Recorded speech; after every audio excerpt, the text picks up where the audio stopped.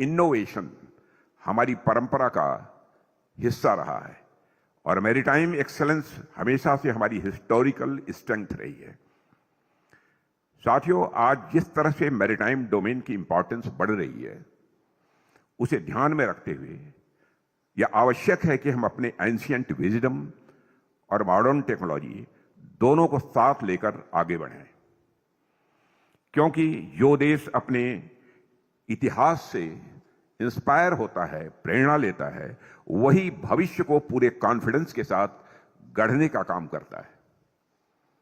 आप देखिए कि आज मैरीटाइम डोमेन पहले के कंपैरिजन में काफी बदल चुका है। आज के समय में मैरीटाइम डोमेन केवल ट्रेड रूट्स या नेवल स्ट्रेंथ तक सीमित नहीं रह गया है, बल्कि यह national resilience, economic growth, technological innovation और स्ट्रेटेजिक ऑटोनॉमी का मेजर फाउंडेशन बन चुका है। बदलती ग्लोबल जियोपॉलिटिक्स के इस दौर में ओशंस एक बार फिर विश्व की पावर बैलेंस के सेंटर में आ गए हैं। ऐसे समय में एक मेजर मैरीटाइम नेशन के रूप में भारत का यह दायित्व है कि वह कॉन्फिडेंस, कैपेबिलिटी और क्लियर विजन के साथ लीडरशिप प्रदान करे। आज हम सब एक बड़े परिवर्तन के दौर से गुजर रहे हैं। ग्लोबल लेवल पर तेजी से नई परिस्थितियां दिखाई दे रही हैं। सप्लाई चेन रीअलाइन हो रहे हैं। एनर्जी पाथवेज को लेकर नए इक्वेशंस भी बन रहे हैं और मैरीटाइम डोमेन में गतिविधियां लगातार तेजी से बढ़ रही हैं।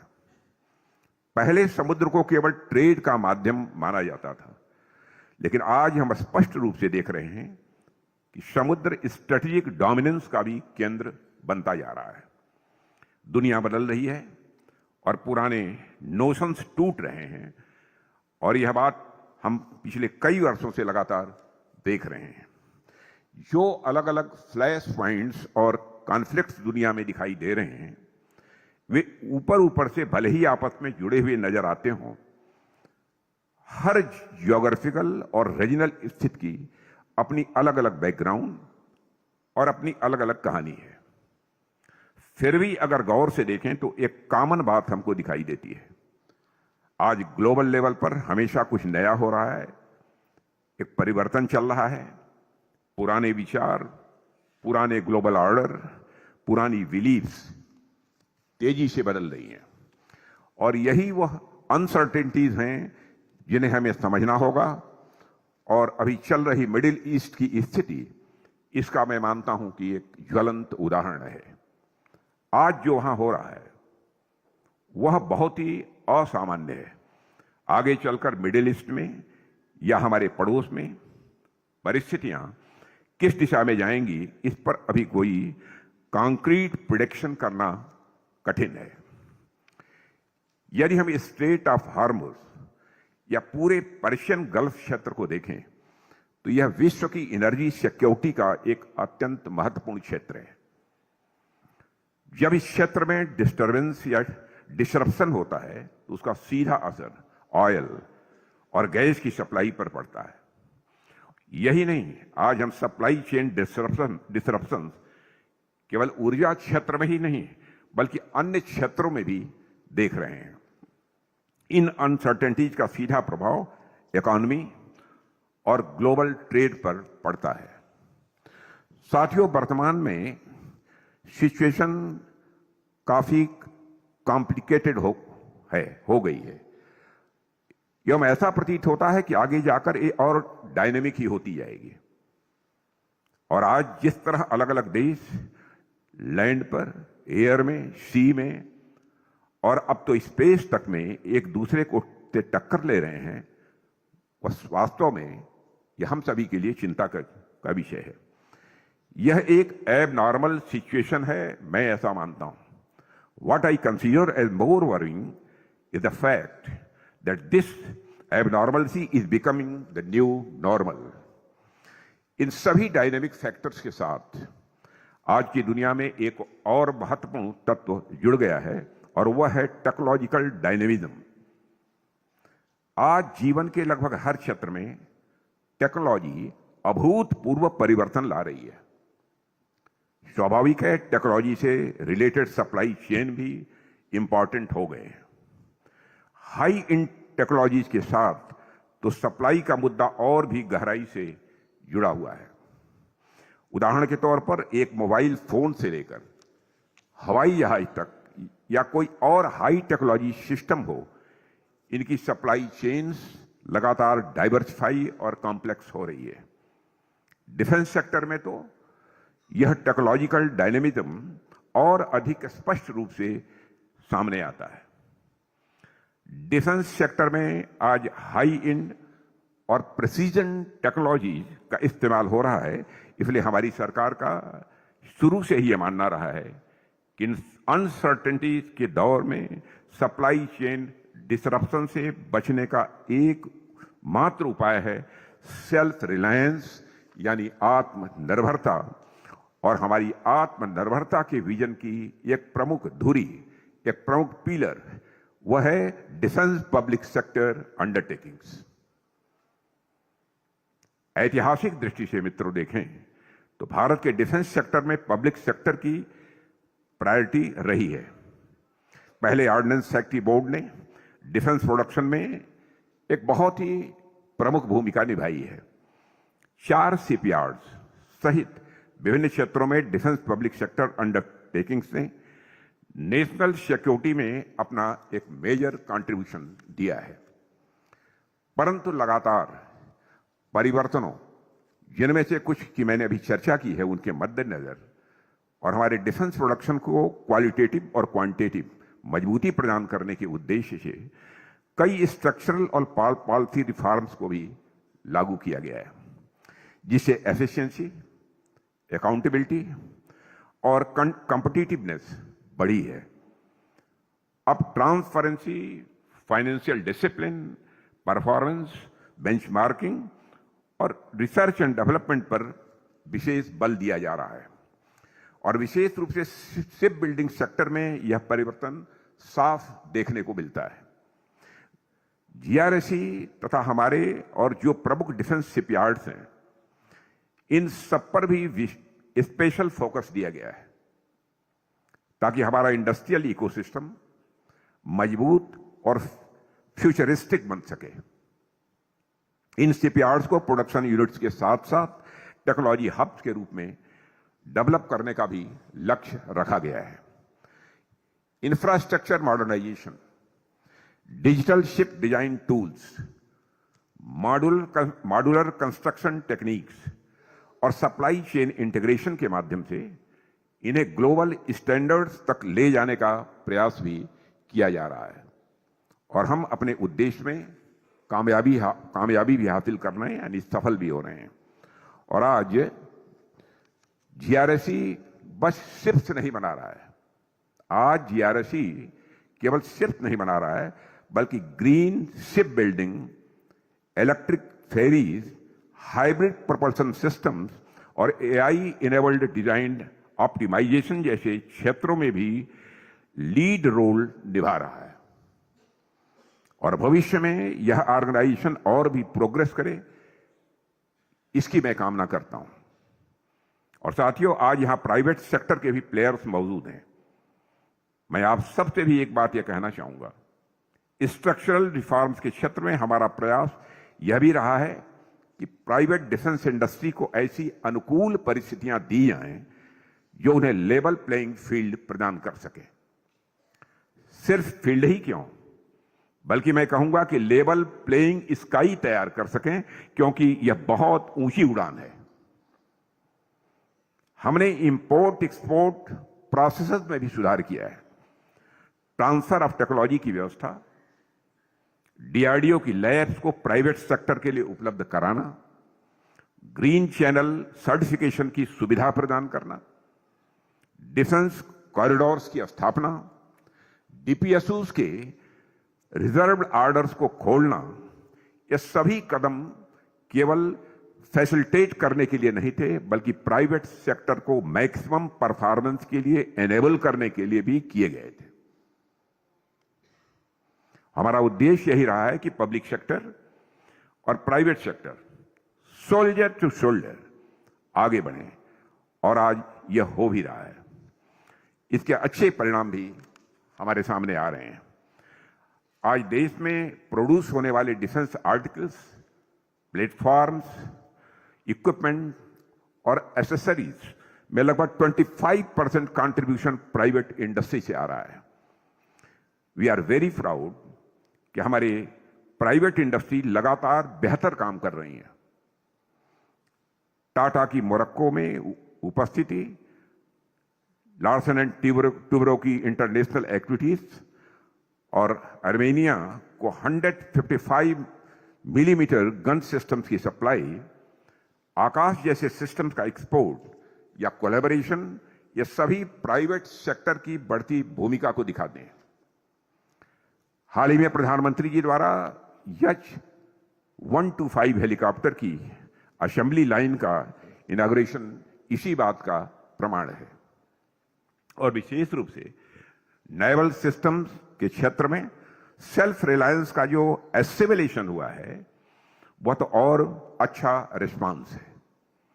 भारत में निर्मित नेवल प्लेटफॉर्म्स और सिस्टम्स में इंडियन कंटेंट का स्तर काफी ऊंचा है। साथियों, हाल ही में मैंने society for Indian defence manufacturers के एक कार्यक्रम में प्राइवेट सेक्टर की इन्हीं अचीवमेंट्स को देखते हुए उन्हें एक टारगेट दिया था। वह यह कि प्राइवेट सेक्टर को कुल डिफेंस प्रोडक्शन बाय वैल्यू की 50% की पार्टनरशिप इंश्योर करनी है। यह टारगेट दिया था और मुझे बताते हुए भी प्रसन्नता हो रही है कि डिफेंस सेक्टर में भारत पूरी गति के साथ सेल्फ रिलायंस की ओर अपने कदम बढ़ा चुका है।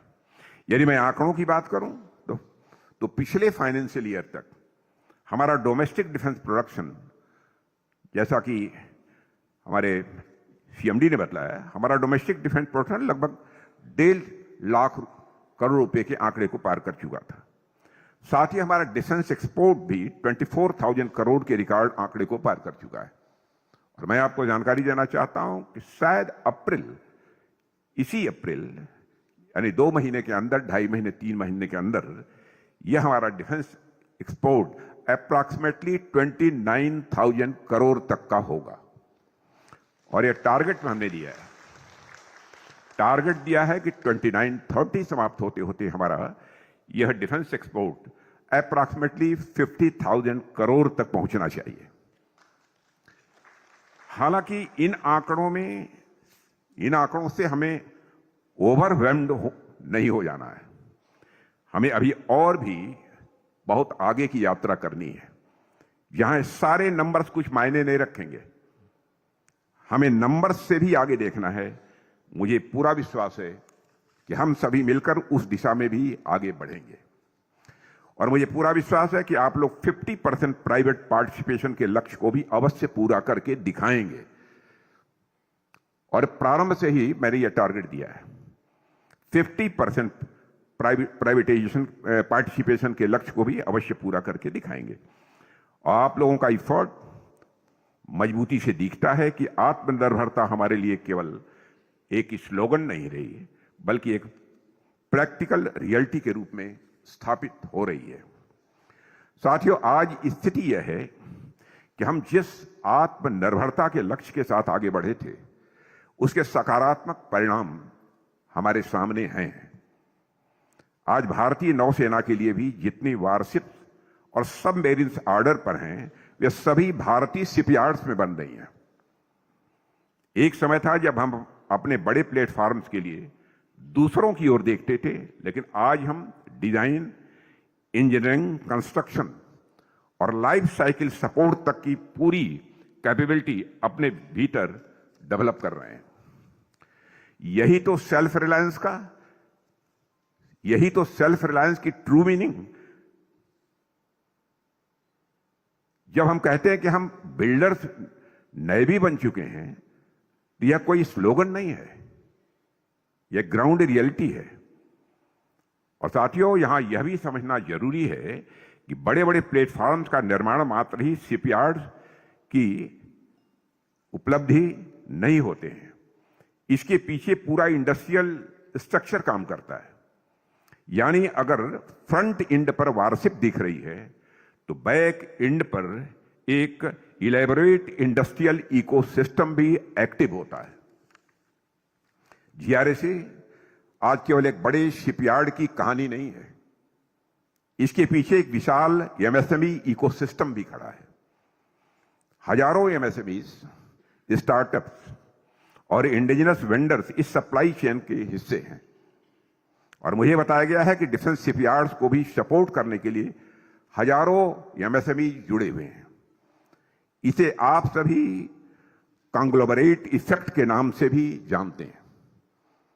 कांग्लोमरेट इफेक्ट में एक सिनर्जी आती है, एफिशिएंसी भी बढ़ती है, रिस्क मिटिगेशन भी होता है एवं इनोवेशन का इकोसिस्टम भी बनता है। इसी सोच के साथ भारत सरकार ने कई टारगेटेड इनिशिएटिव्स और इंस्टीट्यूशनल रिफॉर्म्स को भी आगे बढ़ाया है, लेकिन मैं इसे केवल पॉलिसी लैंग्वेज में ही नहीं रखना चाहता हूं। बात सीधी है, अगर हमें भारत को शिप बिल्डिंग में आगे ले जाना है तो हमें इंडस्ट्री को कॉन्फिडेंस देना होगा। इसी भावना से हम अनेक फाइनेंशियल असिस्टेंस स्कीम्स भी लेकर आए हैं। लॉन्ग टर्म फंडिंग के लिए हमने डेडिकेटेड मैकेनिज्म बनाया है। एफडीआई नॉर्म्स को लिबरलाइज भी किया है। हमने पीपीपी मॉडल को इनकरेज किया है। डिफेंस शिप बिल्डिंग को स्ट्रेटेजिक पार्टनरशिप फ्रेमवर्क में खोला गया है। मैरीटाइम इंडिया विजन 2030 एवं मैरीटाइम अमृतकाल विजन 2047 के तहत world class ship building clusters develop करने के लिए करीब 3 लाख करोड़ रुपए का इन्वेस्टमेंट प्लान भी किया गया है। साथियों, आज कोस्टल एसेट्स में क्लस्टर्स डेवलप किए जा रहे हैं। हमारा लक्ष्य साफ है कि 2030 तक हमें टॉप 10 शिप बिल्डिंग नेशंस में स्थान बनाना है और 2047 तक तो हमें टॉप 5 में पहुंचना है। और यह ड्रीम बड़ा तो है ही, लेकिन मैं मानता हूं इम्पॉसिबल नहीं है और यह केवल सरकार का लक्ष्य नहीं है, यह हम सबकी जिम्मेदारी होनी चाहिए। और यह इंडस्ट्री, वर्कफोर्स और पॉलिसी सिस्टम तीनों की शेयर्ड रिस्पांसिबिलिटी में बनती है, ऐसा मैं समझता हूं। साथियों, इस सागर संकल्प कॉन्क्लेव में मैं यह कहना चाहूंगा कि सागर यानी समुद्र, आप सभी जानते हैं, आज अपॉर्चुनिटी भी है और चैलेंज भी है।